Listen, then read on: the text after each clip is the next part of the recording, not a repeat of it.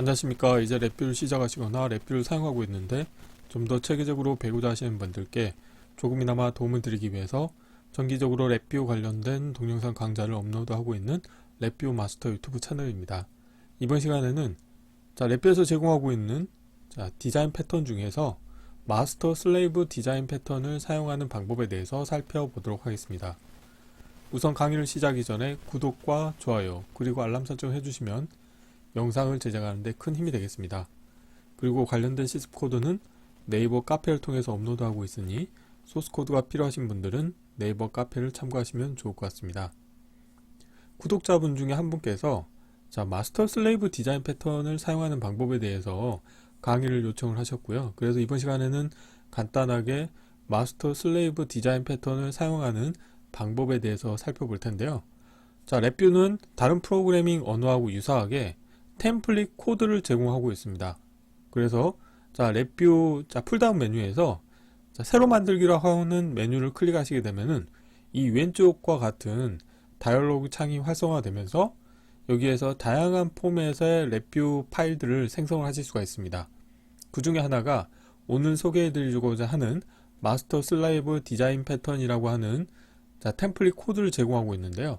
관련된 코드 같은 경우는 새로 생성이라고 하는 카테고리를 보시게 되면은 이제 큰 카테고리로 VI라고 하는 게 있고, 그 아래쪽에 가보시게 되면은 템플릿으로부터라고 하는 카테고리가 있고, 그 아래에 프레임워크라고 하는 카테고리가 있습니다. 그래서 이 프레임워크 밑에는 디자인 패턴이라고 하는 카테고리가 있어서 여기에서는 랩뷰에서 가장 대표적으로 사용하는 디자인 패턴 코드들이 제공이 되는데요. 그 중에 하나가 마스터 슬레이브 디자인 패턴이 있겠고, 다음으로는 사용자 인터페이스 이벤트 핸들러라고 해서 보통 제가 시습을 진행할 때 하나의 화일 루프 안에 이벤트 구조가 들어있는 일반 디자인 패턴을 소개하는데, 이 관련된 형태의 템플릿 코드도 제공을 하고 있고요. 그 다음에 랩뷰에서 가장 많이 사용하는 디자인 패턴 중에 하나가 생산자 소비자 디자인 패턴입니다. 그래서 한 번은 데이터를 전달하기 위한 구조를 제공을 하고 있고, 또 하나는 사용자의 이벤트를 생산자 소비자 디자인 패턴을 이용을 해서 소비자 루프 쪽으로 전달하는 템플릿 코드를 제공하고 있습니다. 그래서 오늘 시습할 내용 같은 경우는 템플릿 코드를 불러다 사용하기 때문에 이 오른쪽과 같은 코드를 거의 다 만들어진 코드를 가져다 쓰실 수가 있습니다. 그런데 이 마스터 슬레이브 디자인 패턴이 어떤 의미인지를 좀 살펴보셔야 되는데요. 도움말을 보시게 되면은 이 템플릿을 사용을 해서 마스터 슬레이브 디자인 패턴을 생성합니다. 마스터 루프는 항상 실행을 하는 루프가 되어 있고요. 이것은 코드를 실행하기 위해서 하나 이상의 슬레이브 루프의 알림을 동작한다고 합니다. 이게 영어를 이제 한글로 번역을 하다 보니까 한글 문장이 좀 어색한 부분이 없지 않아 있는데요. 그래서 슬레이브 루프 같은 경우는 이것이 완료될 때까지 계속적으로 실행이 되고 알림이 있을 때까지 기다리는 동작을 한다고 합니다. 그래서 이 디자인 패턴 같은 경우는 생산자 소비자 디자인 패턴과 거의 동일한데 단지 사용하는 API만 다른데요. 생산자 소비자 디자인 패턴 같은 경우는 생산자 루프에서 소비자 루프로 데이터라던가 아니면 이벤트를 전달할 때 Q를 이용한다고 하면은 이 마스터 슬레이브 디자인 패턴 같은 경우는 알림자를 사용을 합니다. 참고로 알림자 같은 경우는 보내는 쪽에서 받는 쪽에서 제대로 데이터라든가 이벤트를 잘 받았는지를 관여하지 않는 형태의 그 동기화 기법이 되겠습니다. 그래서 마스터 슬레이브 디자인 패턴의 특징을 살펴보게 되면은 알림자를 사용하는 게 하나의 특징이 있습니다. 그래서 이 코드를 보시게 되면은 템플릿 코드를 불러오시게 되면은 다음과 같이 Q를 이용할 때하고 유사하게 알림자 얻기라고 하는 함수를 이용해서 내가 알림자를 통해서 슬레이브 루프로 전달하고자 하는 데이터 타입을 여기에서 선언해 주고요. 그래서 이 관련된 템플릿에서는 데이터 타입을 문자열 데이터 타입으로 선언을 했습니다. 그리고 마스터 루프가 있고 슬레이브 루프가 있는데, 슬레이브 루프 같은 경우는 한 개 이상이 될 수가 있습니다. 마스터 루프는 반드시 하나가 필요하고요. 그래서 이 마스터 루프에서는 이제 알림 물음표라고 하는 불리언 컨트롤 값이 참여되면은 노티피케이션이라고 하는 입력 문자열 값을 알림 보내기 함수를 이용을 해서 슬레이브 루프 쪽으로 전송을 해주는 동작을 수행하게 되겠고요. 그러면은 슬레이브 루프에서는 알림 기다림 함수를 이용해서 마스터 루프로부터 데이터가 전달이 되는지를 확인하고 있다가 데이터가 전달이 되면은 그 데이터라고 하는 문자 인디케이터에 표시를 해주는 거죠. 그래서 여기서는 프론트 패널의 사용자 인터페이스를 보시게 되면은 알림 물음표라고 하는 값을 불리언 컨트롤 값을 참을 만들게 되면은 노티피케이션에 입력한 값이 데이터라고 하는 문자 인디케이터에 그대로 업데이트가 되는 동작을 하게 되겠죠.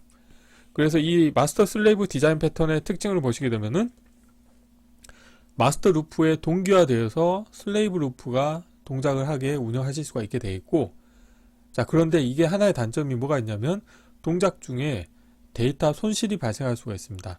알림자를 사용하기 때문에 알림자 같은 경우는 앞서 설명드린 것과 같이 보내는 쪽에서 받는 쪽이 데이터를 제대로 받았는지를 체크를 하지 않습니다. 그렇기 때문에 그냥 일종의 브로드캐스팅 방식으로 해서 방송국이 가장 대표적인 예가 될 것 같아요. 그래서 방송국이 어떤 방송 신호를 이제 전송을 하는데 실제 각 가정이라든가 기타 다른 곳에서 방송 신호를 잘 받았는지에 대해서는 전혀 관여를 하지 않습니다.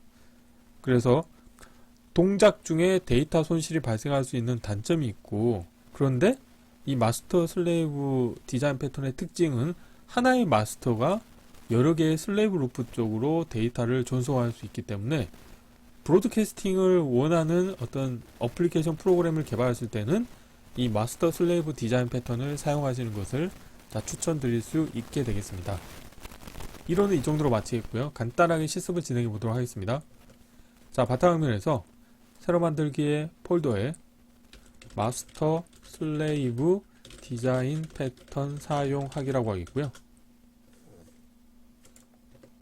경로를 복사하신 다음에 이번에는 어떻게 할 거냐면 파일에서 새로 만들기라고 하는 메뉴를 선택하시게 되면은 1호에서 보셨던 것 같은 다이얼로그 창이 뜨고요. 여기에서 VI라고 하는 카테고리 밑에 보시게 되면은 템플릿으로부터라고 하는 카테고리가 있고요.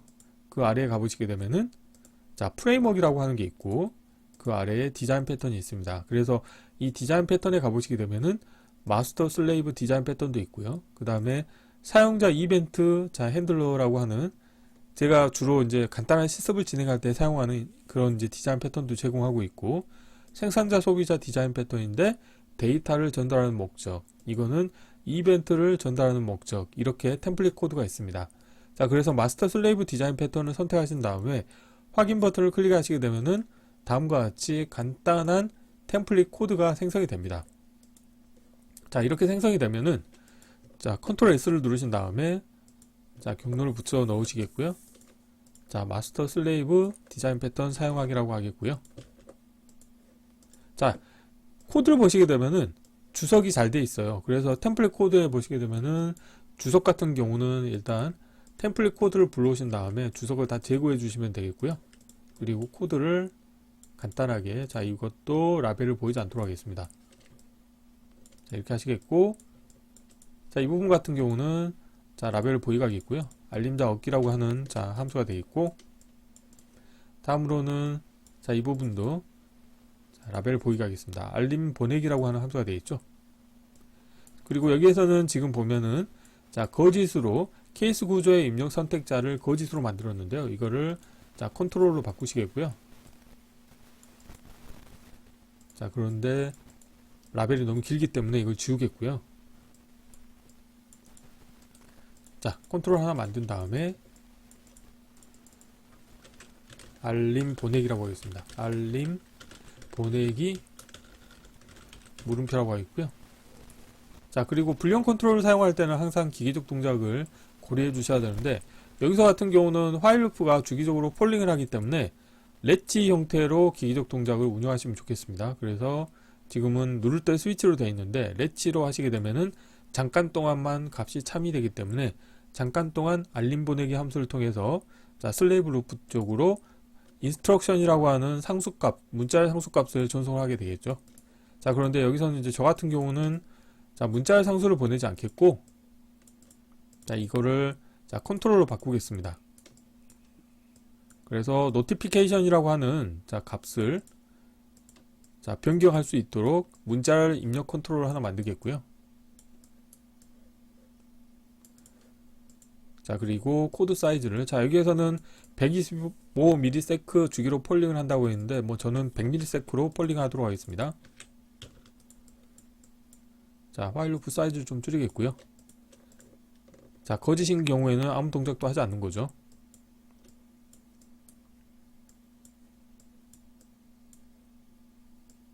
자, 화일 루프의 정지 조건에서 자, 아이콘으로 보이기를 체크 해제하시겠고요. 자, 여기에 자, 서브 다이어그램 라벨을 제가 표시하도록 하겠습니다.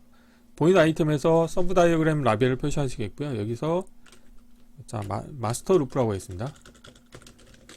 마스터 루프라고 하겠고요. 아래쪽 서브 다이어그램도 보이게 하신 다음에 여기서는 슬레이브 루프라고 하겠습니다. 자, 그러면 여기서는 슬레이브를 여러 개 할 수 있다고 했기 때문에 한번 슬레이브를 진짜 여러 개를 만들어 보도록 하겠습니다. 우선 코드 사이즈를 좀 최적화하겠고요. 자, 마스터 루프 사이즈를 좀 줄이겠고요. 자, 그리고 화일 루프가 정지될 때는 알림자를 해제해 주셔야 되겠죠. 그래서 마치 파일 IO 함수가 됐건 뭐 Q가 됐건 알림자 얻기하고 알림자 해제는 이제 페어로 이제 운영을 하셔야 되겠고요. 슬레이브 루프 1로 해볼까요? 그리고 자, 여기를 아주 간단하게 코드를, 자, 문자 인디케이터를 그냥 하나 만들도록 하겠습니다. 보시게 되면은 알림 기다림 함수가 되겠는데요. 자, 알림 기다림 함수를 통해서 데이터를 받을 수가 있죠. 그래서 데이터를 받게 되면은 자, 문자 인디케이터, 자, 이거는 슬레이브 자, 루프 1이라고 하겠습니다. 자, 그리고 자, 화일 루프의 정지 조건에 관련된 에라 클러스터를 지금 연결해서 운영하고 있고요. 자, 슬레이브 루프를 여러 개를 만들어 보도록 하겠습니다. 참고로 슬레이브 루프 같은 경우는 이 알림 기다림 함수를 사용하고 있기 때문에 굳이 이 안에 자, CPU의 부담을 줄여주기 위해서 뭐 타이밍 함수를 사용하실 필요가 없습니다. 자, 이렇게 하나 만들겠고요. 자, 또 하나 복사하신 다음에 자, 슬레이브를 두 개를 만들어 보도록 하겠습니다. 자, 하나 또 연결하도록 하겠고요. 자, 그리고 슬레이브 루프 2라고 하겠습니다. 자, 정지 버튼 다음과 같이 하겠고요. 실질적으로 다 데이터가 두 개의 슬레이브 루프로 전송이 되는지 한번 살펴보도록 하겠습니다. 자, 서브 다이어그램 라벨을 아래쪽은 2라고 하겠습니다. 자, 이렇게 하시게 되면 코드가 다 완성이 됐고요. 필요 없는 것들은 보이지 않도록 하겠습니다. 자, 실행을 해볼게요. 실행하신 다음에 자, 저 같은 경우는 노티피케이션에 랩뷰라고 하겠고요. 자, 알림 보내기를 하시게 되면은 자, 두 개의 슬레이브 루프 쪽으로 이 랩뷰라고 하는 문자열이 전송이 되는 것을 확인하실 수가 있습니다. 현재는 간단한 데이터를 보냈기 때문에 데이터에 손실 없이 보일지 모르겠지만 만약에 마스터 루프에서 빠른 속도로 알림 보내기 함수를 통해서 슬레이브 루프 쪽으로 데이터를 전송한다고 했을 때 슬레이브 루프에서 그 데이터를 처리하는 시간이 오래 걸린다, 그런 경우에는 중간중간에 데이터 손실이 발생하실 수가 있습니다. 하지만 관련된 데이터 손실이 발생을 하더라도 운영상에 큰 문제가 없는 경우에는 만약에 이제 브로드캐스팅 프로그램을 개발하겠다 그러신 경우에는 오늘 소개해드린 이 마스터 슬레이브 디자인 패턴을 사용하신다고 하면 원하는 기능을 손쉽게 구현하실 수가 있게 되겠습니다. 자, 그래서 이번 시간에는 간단하게 랩뷰에서 제공하고 있는 대표 디자인 패턴 중에 하나인 마스터 슬레이브 디자인 패턴을 사용하는 방법에 대해서 살펴보았습니다. 이번 강좌는 이상으로 마치겠습니다. 감사합니다.